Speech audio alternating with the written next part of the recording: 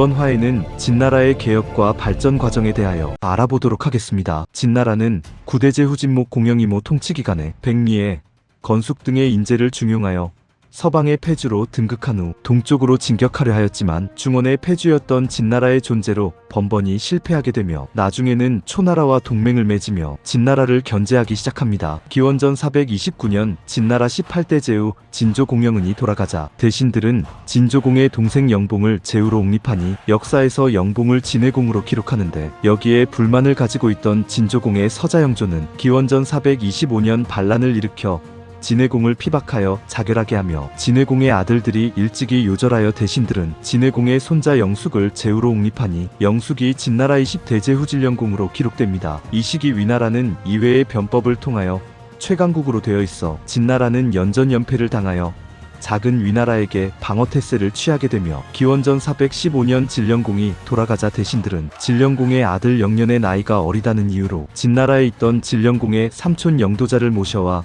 제후로 옹립하니 영도자가 진나라 21대제 후진강공이며 이때 영년은 위나라로 도망가게 됩니다. 기원전 400년 진강공이 돌아가자 그의 아들 영인이 자귀를 계승하여 진해공으로 기록되며 기원전 389년 진해공은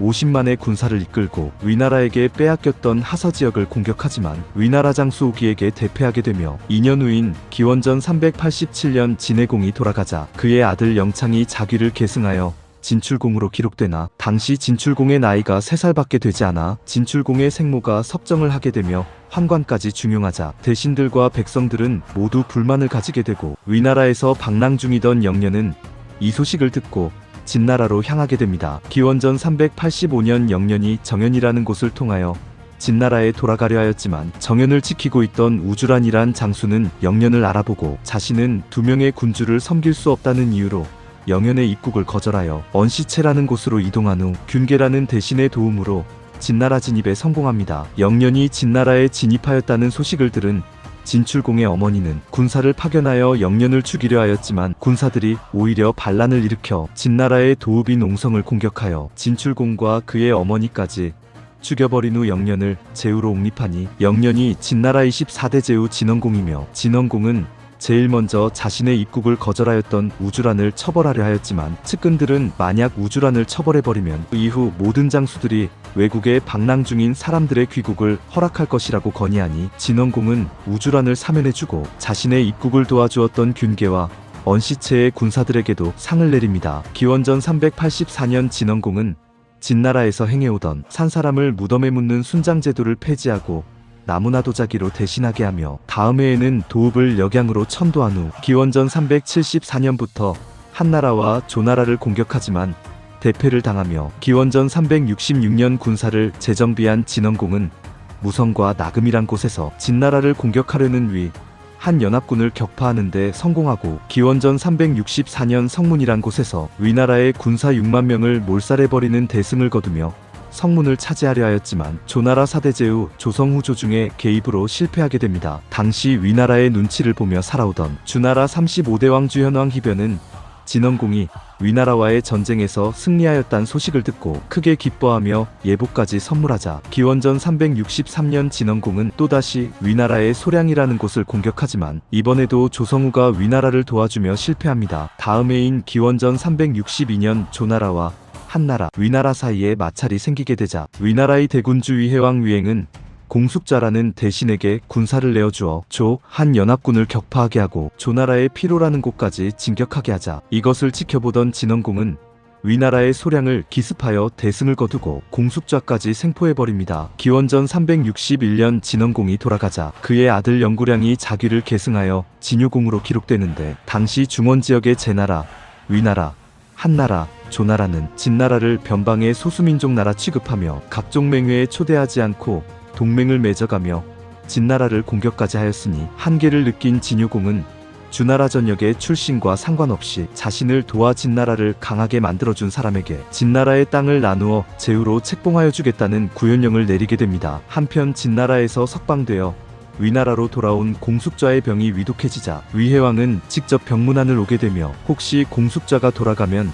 그의 자리를 채울 수 있는 인재를 추천하여 달라고 하여 공숙자는 자신의 부하였던 공손왕이라는 사람을 추천하며 공손왕이에게 나라의 모든 일을 맡기고 다스리게 하라고 건의하는데 위혜왕이 아무런 반응을 안 한 채 떠나려고 하자 공숙자는 주위 사람들을 물러가게 한 후 공손왕을 중용하지 않을 것이라면 죽이라고 건의하나 위혜왕은 이번에도 아무 말 없이 나가버린 후 측근들에게 공손왕 같은 사람에게 나라의 모든 일을 맡기는 것은 황당한 일이라고 이야기합니다. 위혜왕이 떠난 후 공숙자는 공손왕을 불러들여 자신이 위혜왕과의 대화 내용을 얘기하여 주며 빨리 도망가라고 권고하나 공손왕은 위혜왕이 공숙자의 의견대로 자신을 중용하지 않았으니 자신을 해치지도 않을 것이라며 얼마 후 공숙자가 돌아가자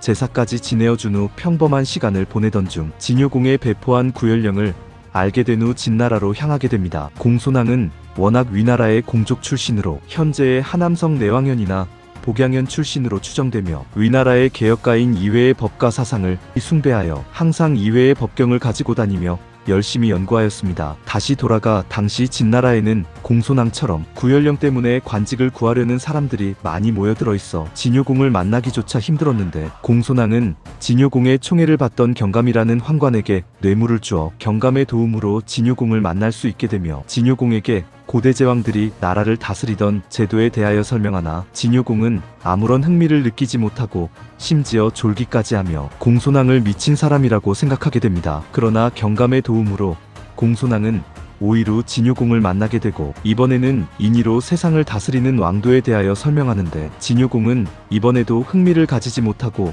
경감을 불러 혼내기까지 하는데 공손왕은 경감에게 간곡하게 부탁하여 진효공을 다시 만나 무력과 권력을 통해 나라를 다스리는 패도에 대해 설명하나 진효공은 어느 정도 공감하였지만 만족하지 못하니 경감은 다시는 진효공을 만나지 말라고 건의까지 합니다. 그러나 공손왕과의 대화를 생각하던 진효공이 경감에게 마지막으로 한 번 불러들이라고 명하여 공손왕은 나라를 부흥하게 할 수 있는 방법에 대하여 설명하는데 진효공은 크게 감탄하며 무릎이 맞닿을 정도로 며칠 동안 얘기를 나눈 후 공손왕을 중용하여 개혁을 실시하기로 하며 경감에게도 큰 상을 내리니 나중에 경감이 진효공을 설득시킨 방법을 묻자 공손왕은 진효공이 전국을 통일하려는 포부를 가지고 있어 시간이 오래 걸리는 제도와 왕도에는 관심을 가지지 못하였다고 설명하여 줍니다. 진효공은 공손왕에게 귀족과 대신들에게도 개혁 방법을 설명하게 하는데 간룡과 두지라는 대신은 예법대로 시행해야 실수를 범하지 않으며 100배의 이익이 생기지 않는 이상 굳이 개혁할 필요까지 없다며 반대하자 공손왕은 역대 제왕들마다 나라를 다스리는 방식이 달랐고 주나라의 예법 또한 여러 번 변화하였다며 사회가 변화를 요구하고 국가의 이익이 된다면 예법을 반드시 따를 필요도 지킬 필요 없다고 주장합니다. 기원전 359년 진효공은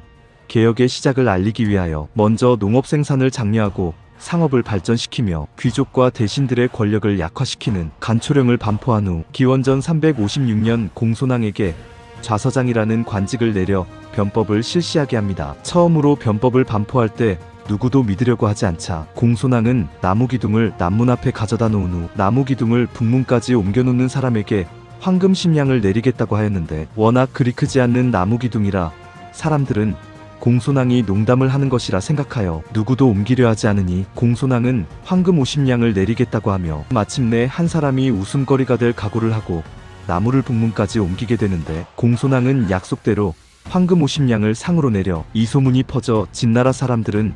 모두 공손왕의 변법을 따르게 됩니다. 훗날 상항변법이라고 불리게 되는 이 개혁은 두 차례로 나뉘어 실시되는데 먼저 기원전 356년 귀족들이 누리던 세습제를 폐지하고 20등급의 자귀제도를 만든 후 전공이 없는 귀족들을 평민으로 강등시켜버리는 반면 평민 출신이라도 전쟁에서 공을 세우거나 농사, 방직 등의 생산을 많이 한 사람들께도 자기와 토지를 내려주어 중앙집권을 강화하고 군사력과 농업 생산력을 발전시키게 됩니다. 특히 전투력 강화를 위하여 배어오는 적의 머리수에 따라자기를 내렸으니 진나라 군사들은 전투가 끝날 때마다 허리나 어깨에 적들이 머리를 메고 공을 청하느라 중국 최초로 수급이라는 단어가 생겨날 정도였으며 더욱 많은 세금을 거두어들이기 위하여 백성들에게 부모와 형제들이 함께 지내는 것을 금지하고 오가정을 10가정을 10으로 묶는 호적제를 실시하여 한 사람이 죄를 범하였을 때 고발하거나 제지하지 않으면 함께 처벌받는 연좌제를 적용하여 백성들이 서로 감시하고 고발하게 합니다. 기원전 350년 실시된 두 번째 개혁에는 정전제라는 공동경작제를 폐지하고 토지의 사유와 매매를 허용하여 농민들의 생산 이익을 크게 증가하게 하며 도량형을 통일하고 전국에 9년제를 실시하게 됩니다. 하지만 상항변법에도 현재까지 논란이 되고 있는 문제들이 존재하였는데, 농업과 전쟁을 방해하거나 상업을 중시하는 사람들은 관노비로 만들어버렸고, 길에 죄를 벌이는 것조차 형벌로 다스릴 정도로 가벼운 죄에도 무거운 형벌을 적용하였으며, 사적인 싸움을 금지하고 연좌제 같은 방식을 통하여 가족 간의 유대까지 약화시키며 다른 사상의 영향력을 배제시키고 법과 사상을 유일한 통치 이념으로 여기게 하여 백성들이 무조건 국가에 충성하도록 합니다. 공손왕의 변법이 실시되자 수많은 귀족과 대신들이 불만을 가져 당시 태자였던 영사조차 법을 어기는 사건이 발생하는데, 공손왕은 변법을 지키기 위하여 영사의 스승인 공손가와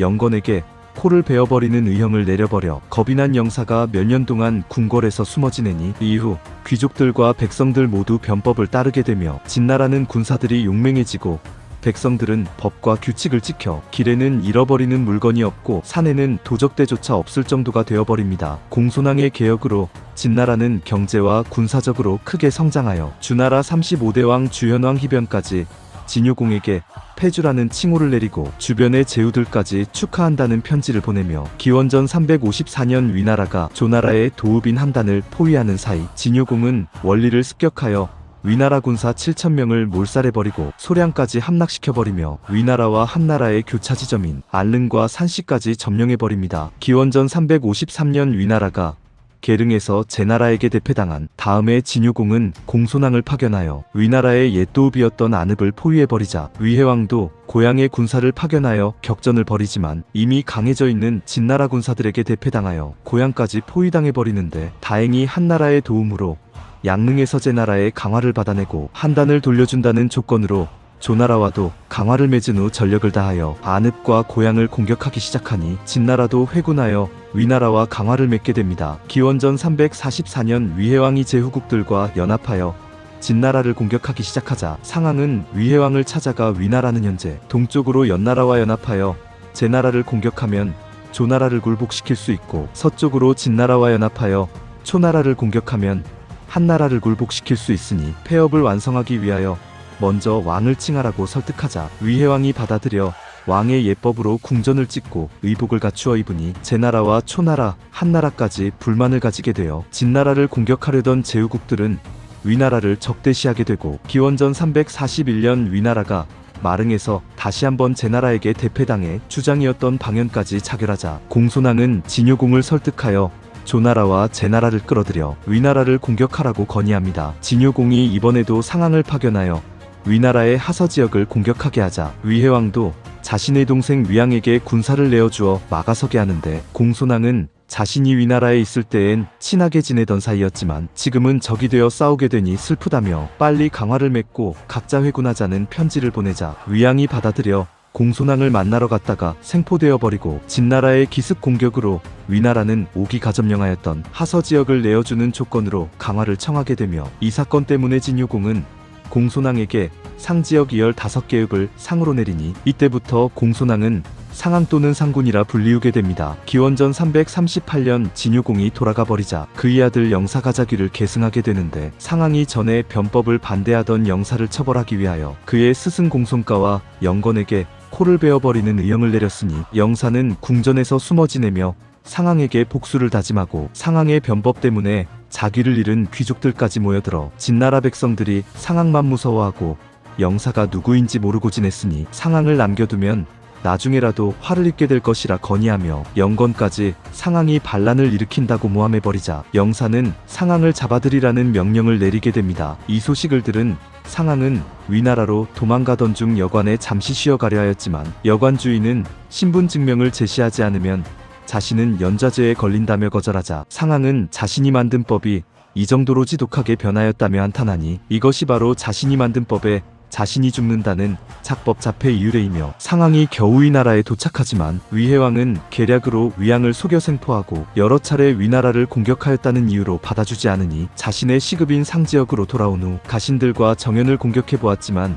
대패당하여 자신까지 죽임을 당하며 영사는 분이 풀리지 않아 상황의 시체를 함양까지 끌고 와 거열령에 처해버리며 상황이 가족들까지 모두 몰살시켜버립니다. 초나라에서 노기를 죽인 후 변법을 폐지했던 것과 달리 영사는 상황을 죽인 후에도 변법 자체는 폐지하지 않아 진나라에서 상황변법은 계속하여 시행되었고 기원전 325년 영사가 왕으로 자칭하게 되니 나중에 진해문왕으로 기록되며 진나라도 26대 제후를 기점으로 왕국으로 불리우게 되며 전국시대 최강위 국가로 군림하게 됩니다. 참고로 서한 이역사학자 류양이 저술한 전국책에는 진효공이 돌아가기 전 자신의 자귀를 물려주려 하였지만 상황이 거절하였다고 기록되어 있으며 진효공이 돌아가기 5개월 전 상황은 조량이라는 사람에게 진나라 백성들은 워낙 융적처럼 남녀노소가 한 집에 모여 살았지만 자신의 개혁 이후 남녀가 따로 살고 궁전 또한 커졌으니 업적이 진목 공시절에 백리에 보다 낫지 않냐고 묻는데 조량은 백리에는 평소 힘들어도